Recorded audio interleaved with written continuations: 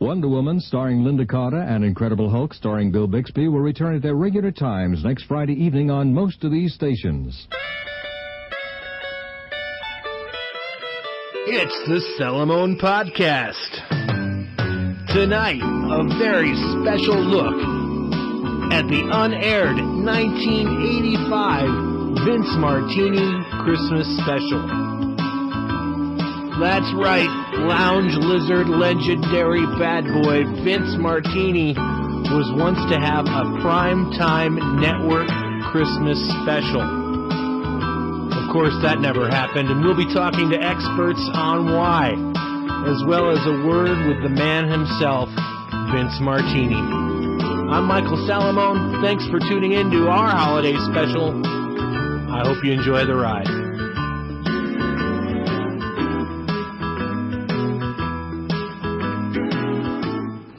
All right. Well, thanks for being here, everyone. This is our holiday special episode, a special look into a primetime network Christmas special that never was. The year was 1985, and the performer is Vince Martini. Now, I first became aware of Vince Martini as a young musician. People would always tell me that I sounded like Vince Martini when I sang, and I didn't know who that was. But I did some research, and I found out that there was this kind of legendary in the music scene, dirty, foul-mouthed lounge singer. Basically, his act was, well, I think it's easier just to play you something. This is a song of Vince Martini's called Permission Slip.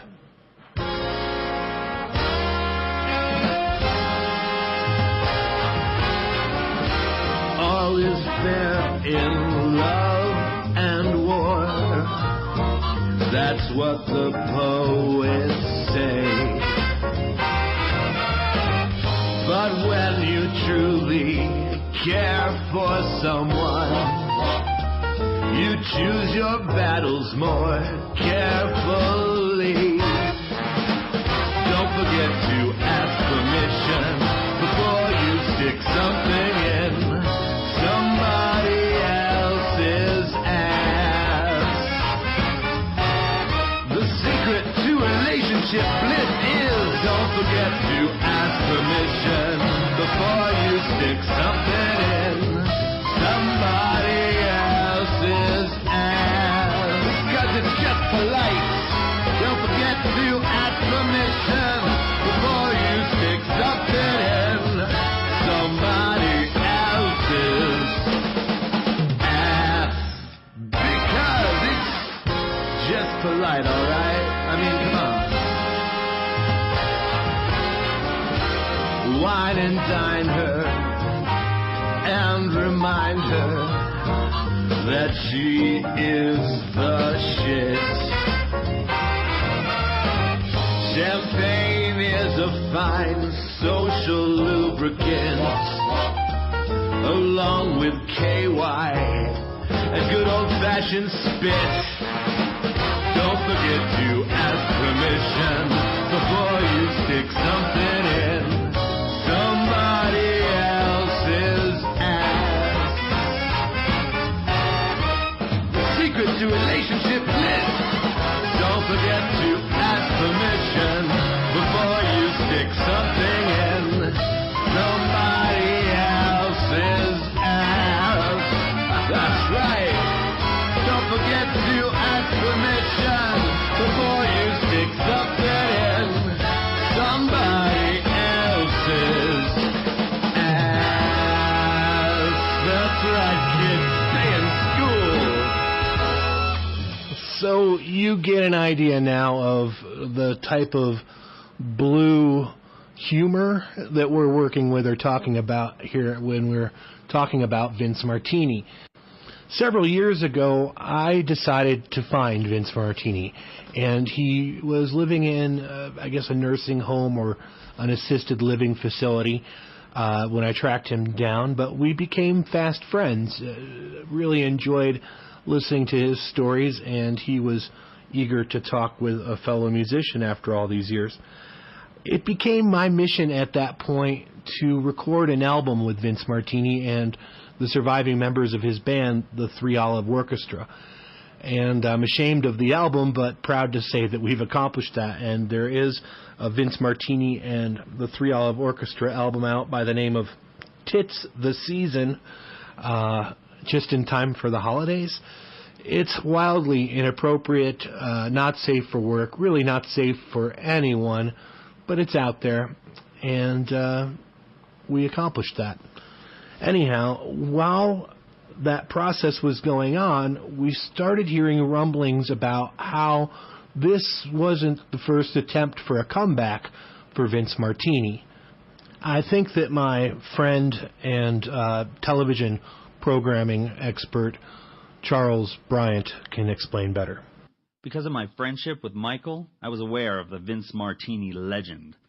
But a couple of years ago, I heard rumors at a Christmas party of all places about how there was almost a Vince Martini Christmas special on NBC in 1985. Variety specials were kind of big back then, remember? Vince Martini. Well, I remember when they approached us about doing some sort of TV gig, and I kind of remember how things went. I never really took it that seriously. I mean, I had one kind of act, and that's just not the kind of thing you were seeing on television.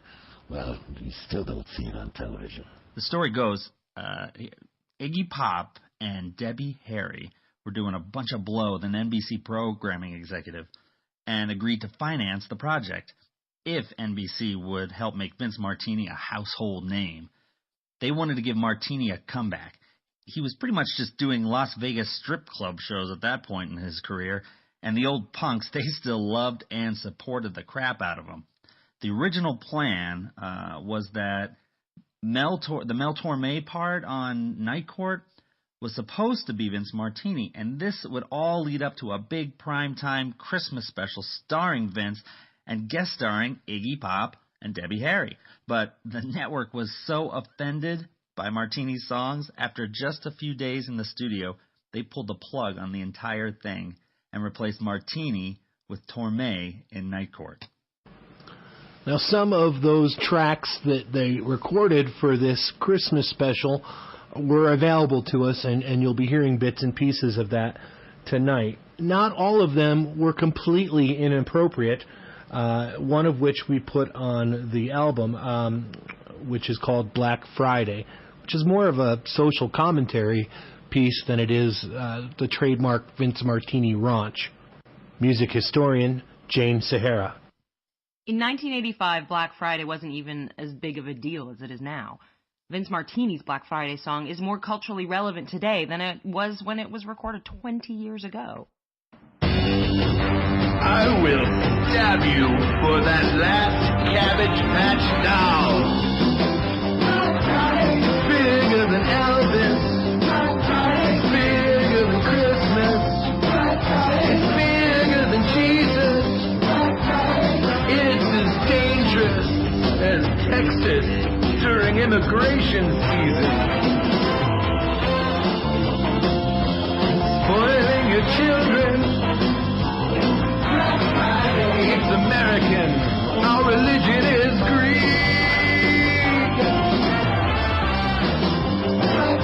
It's bigger than Elvis. It's bigger than Christmas. It's bigger than Jesus. It's as dangerous as being a minority around the cops. Black Friday, Black Friday, Black Friday, Black Friday. I'm serious, I will stab you to save $3. However, many of the pieces that Vince Martini had planned for his NBC primetime Christmas special were wildly inappropriate. Pop culture expert Peter Garrison. AIDS was such a hot-button issue in 1985, and Vince Martini had songs advocating not just prostitution, but gay prostitution. We're talking really sick and perverse stuff here, stuff that anyone in their right mind would be disgusted by. And frankly, I can't believe you're even doing an internet show about this guy. He's that much in bad taste. Vince Martini's Frosty the Blowman.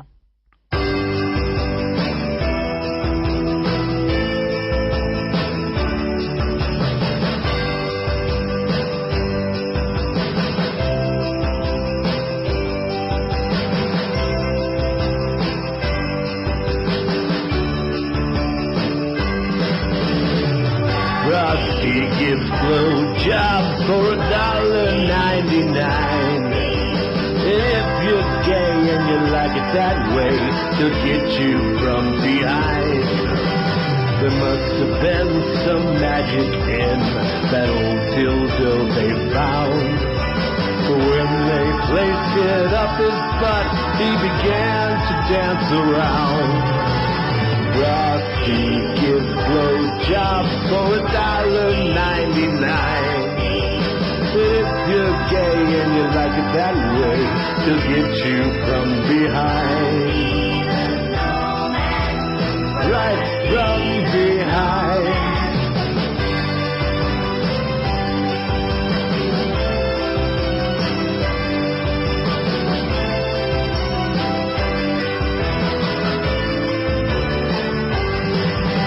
There must have been some magic in that old dildo they found. For when they placed it up his butt, he began to dance around. Hey, Frosty gives blowjobs for $1.99.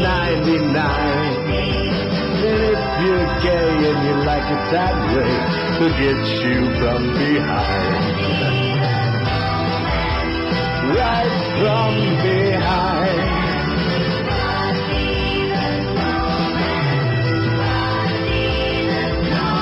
To each their own, you know.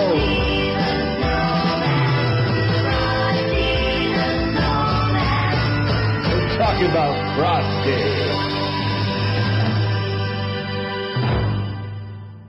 Now, in those days, they would record all of the music for a variety special like this in a studio, and then lip-sync those songs in front of an audience just to get the best possible sound, and to have a record to sell after the special aired. The way I heard it was that after hearing Vince Martini's dirty version of Rudolph the Red-Nosed Reindeer, he was banned from the network altogether.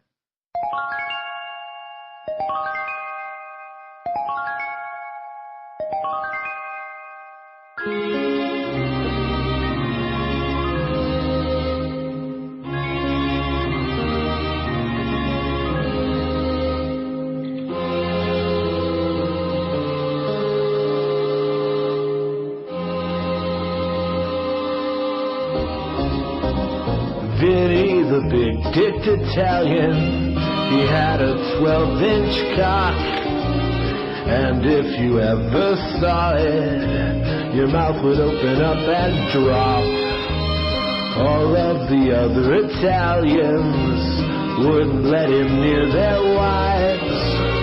They guarded off poor Vinny, using their guns and knives. Then one foggy Christmas Eve, Santa came to say, Vinny, with your cock so big, won't you help Mrs. Claus get laid? And Mrs. Claus, she loved him, and she shouted out with glee, oh, Vinny, oh, Vinny.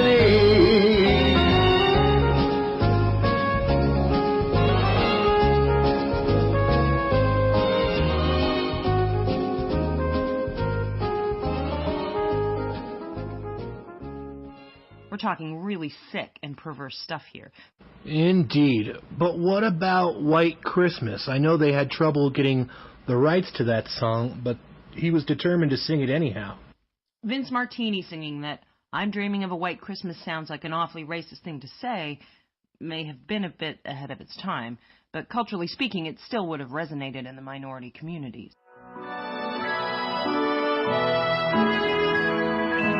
I'm dreaming of a white Christmas. Seems like an awfully racist thing to say. I mean, how can it be alright to say may all your Christmases be white? I just remember going into the studio with the boys in the band, and our philosophy was kind of like, let's just get out there, do as much crazy stuff as we can think of, and, see what happens. We never expected to see this thing get printed as a record or make it onto the television. So we figured, this is what we do. We sing filthy songs and make filthy jokes and do it in our own way. Let's do that, and, well, at least we'll have a story to tell, which I guess we do since we're here now. Anyhow, one of the big scenes that the network wanted us to do would be this big New Year's Eve number with me and Marky Post. She was the star of that Night Court show, and, well, this is well before we knew about her dalliances with soon-to-be President Bill Clinton, but I decided that Marky Post, she's a fine-looking lady. Why don't we come up with a number that's a little bit more seductive? And, well, that's when we came up with our New Year's Eve song. Vince Martini's New Year's Eve. If you're looking for Mr. Right, for a night out on the town, and to kiss at midnight, I could be that mister to your missus. But before all the kisses, there's one item of business. If you're going out on New Year's Eve with me, if you don't put out on New Year's Eve, then you're not the girl for me. I'm not looking for anything except for a sure thing. If you don't put out on New Year's Eve, then you're not the girl for me. I'm not looking for anything except for a sure thing. If you spend New Year's Eve with me, I'll take you to the finest ball in town. I'll buy you the finest New Year's gown. We can dance all night if you're down. I wanna be professional and make sure it's consensual. If you don't put out on New Year's Eve, then you're not the girl for me. I'm not looking for anything except for a sure thing. If you don't put out on New Year's Eve, then you're not the girl for me. I'm not looking for anything except for a sure thing. If you don't put out on New Year's Eve, then you're not the girl for me on New Year's Eve.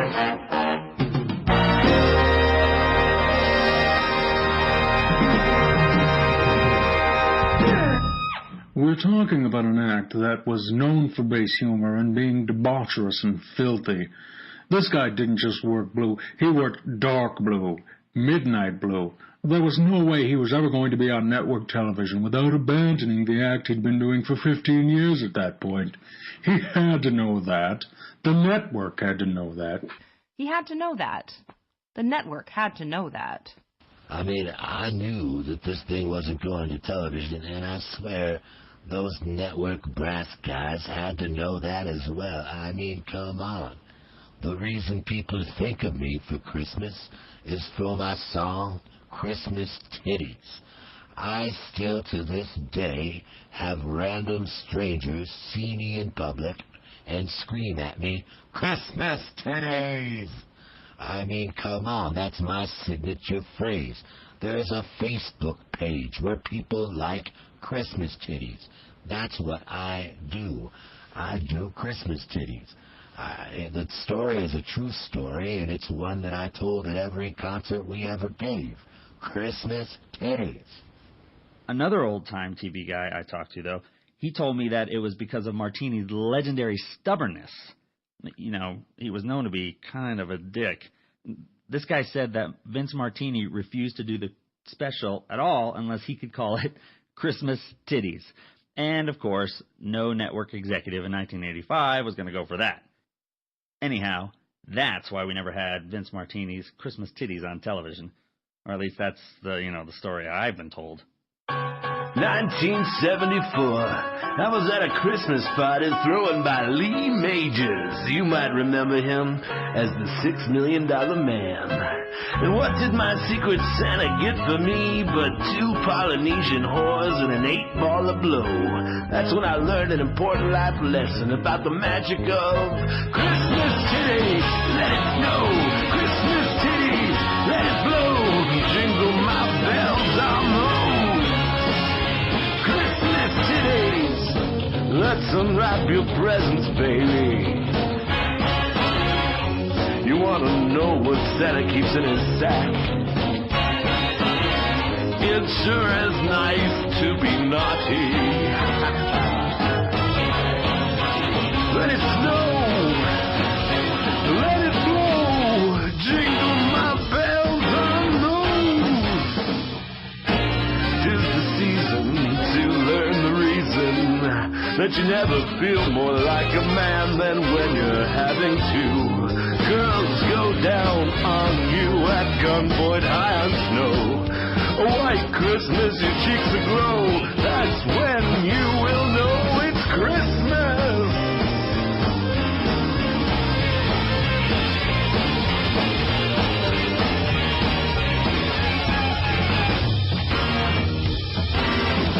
I'm talking about Christmas titties.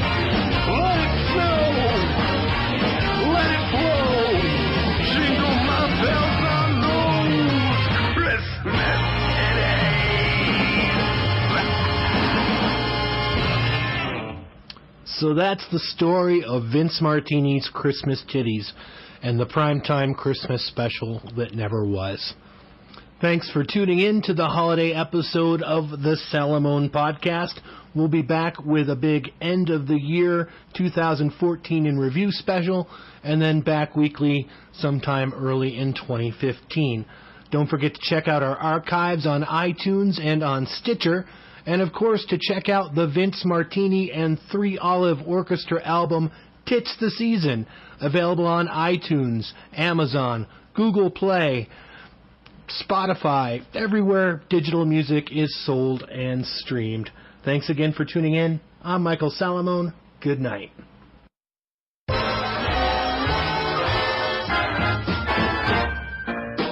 We've been together a little while, and I want to shout it to the world that you're mine. I'm enamored and beguiled.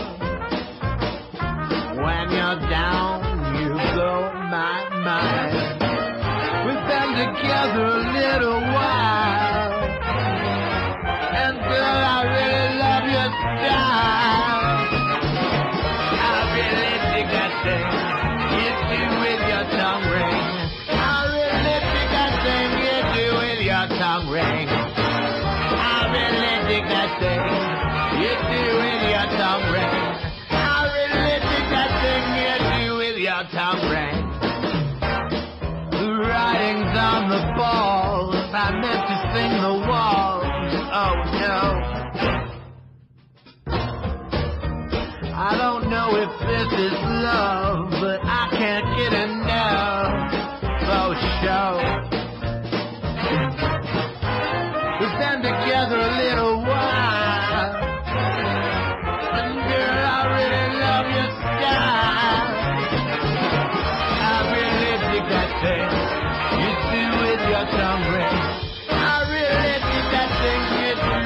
your tongue ring. I really dig that thing you do with your tongue ring. I really dig that thing you do with your tongue ring. I really dig that thing you do with your tongue ring. I really dig that thing you do with your tongue ring. I really dig that thing you do with your tongue ring. I really dig that thing you do with your tongue ring. I really dig that thing you do with your tongue ring. I really dig that thing you do with your tongue.